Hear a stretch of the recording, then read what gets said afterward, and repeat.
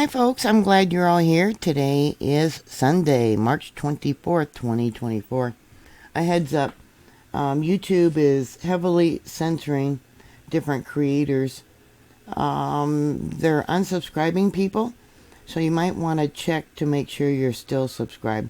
I think most of the people that they're unsubscribing from is people who put out different news and reports, and it's just a form of censoring what YouTube is doing. So make sure you're still subscribed. Local media is reporting magnitude 3.8 earthquake near Haifa in Israel. One thing I could find was actually a magnitude 3.3, and up over here to the north is Haifa. So not too far. I'm going to see how many miles. Let's see, 36 kilometers or 22 miles. Here on the Israeli Geological website, you can see this is the most recent earthquake since the 20th of this month. So a 3.3, and then there was, let's see, on the 13th, a 3.4. That might have been the one I reported. I don't remember. I have to go look. Also on the 12th, there was a 3.3. And then on the 10th, a 4.5. But local media is saying it was a magnitude 3.8.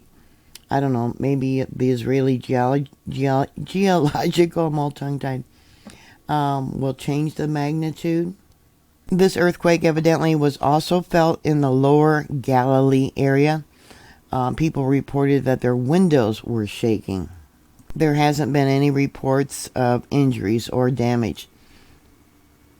So this earthquake was about 10.5 miles in depth, or about 17 kilometers.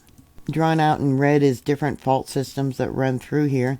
Here we have the Sea of Galilee and the Red Sea fault system. The Haifa and Sharon region are situated along the Dead Sea Transform Fault, which is a major fault system that runs from the Red Sea in the south, let me bring this out, and all the way up to Turkey. This fault marks the boundary between the African plate and the Arabian plate to the east, and the Eurasian plate to the west. Let me bring this out some more. Down over here is the Dead Sea. The Dead Sea Transform Fault, which is a major fault line that runs from the Red Sea in the south to Turkey in the north. Let me pull this out, and here we got Syria, and then further north would be Turkey. And that's right there. I don't have the whole fault system drawn out, but you can see the mountain range, so it probably goes right through here. I probably should add that later. Right through there, and up through here, and then continuing up to Turkey. Now, local media is saying that this earthquake followed an earthquake that occurred about a week ago, a magnitude 3.4. So here's the location of a 3.4. That was on the 13th. And what else do I have drawn out here? Try and find that earthquake that I reported. Let's see. Here we have a 3.6.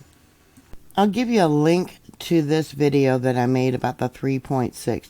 Now that was actually 10 days ago. So here's that 3.6 earthquake. It was right on the edge of the Sea of Galilee.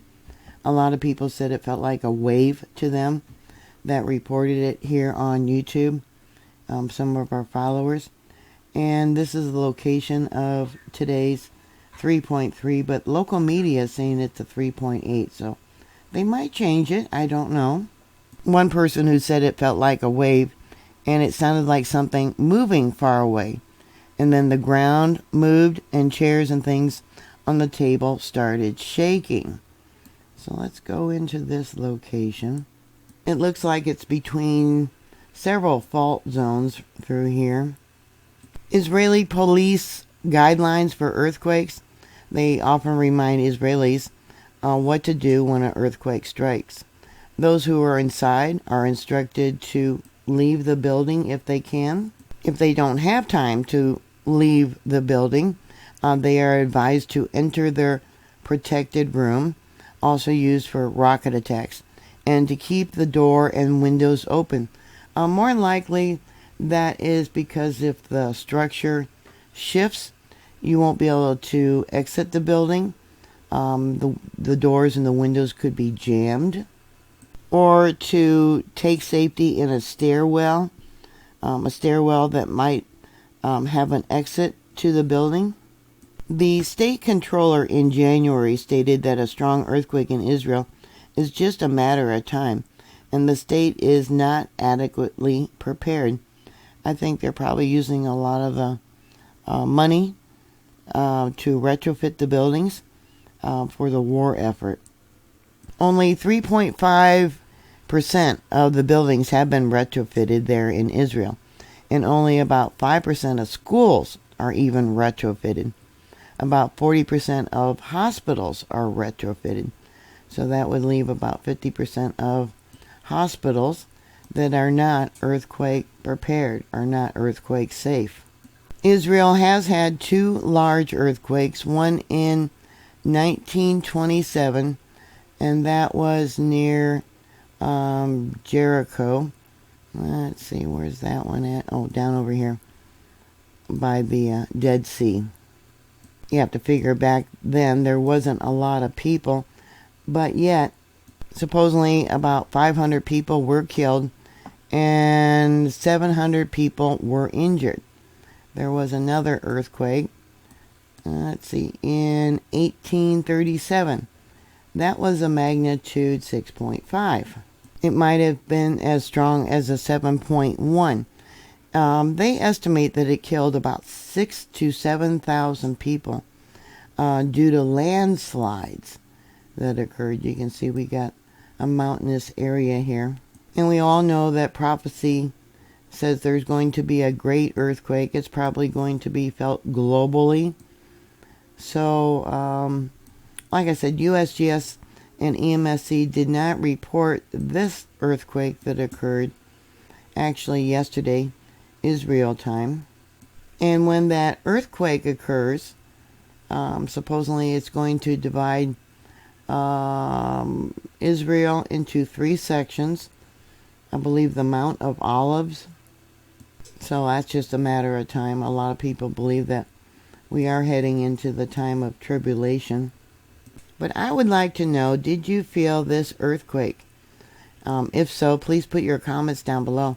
Thank you very much for watching. Yeah, be prepared as much as you can be for a large earthquake. Yeah, if you can, retrofit your home. I would like to know, how long did this earthquake last? And what did the motion feel like? What direction did it come from? Like I said, there's 2 different or several fault lines in this area. Thank you for watching. Please like, share, and subscribe. Make sure you're still subscribed. I don't know what's going on with YouTube. Yeah, their main office is there in California, the San Francisco Bay Area. So, yeah, San Bruno, I believe, but I don't know if that's the office that is in charge of censoring all the creators. Thank you again.